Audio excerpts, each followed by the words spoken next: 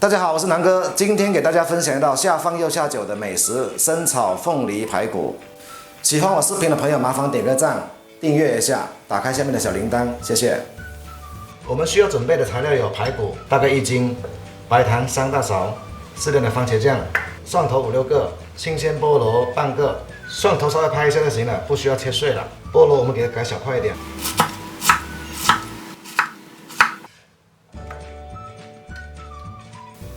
今天教大家的是不用油来炒排骨，是直接用点开水来炒的。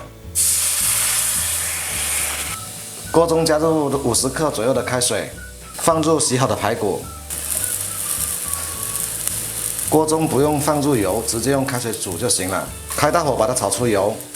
这里有个小窍门，要炒排骨的话，建议买前排，这个炉的火相对小一点。过2天换个大一点的炉子。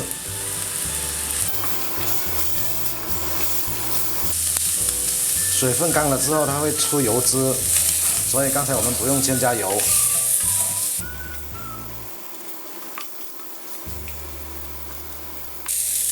炒到表皮有点稍微发焦，就可以加入2勺糖，再翻炒一下，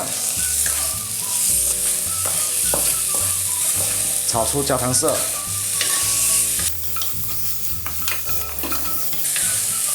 炒到有点焦糖色的时候，加入开水，没过排骨。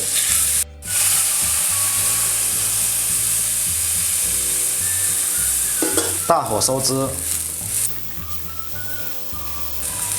这个时候不用盖盖子。等这个汁收到1/3的时候，再下入1勺糖，下入番茄酱。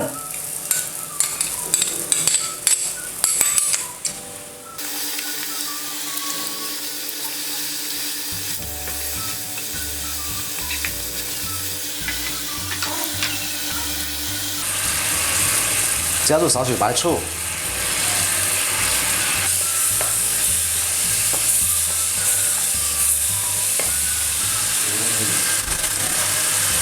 等汁收剩1/3的时候，加入菠萝，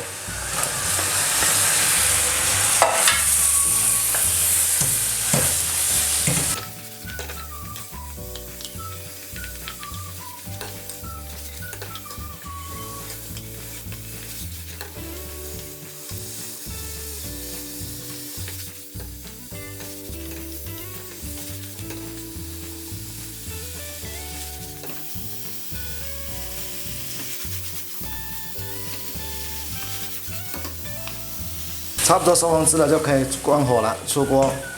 这是一道营养健康的美食。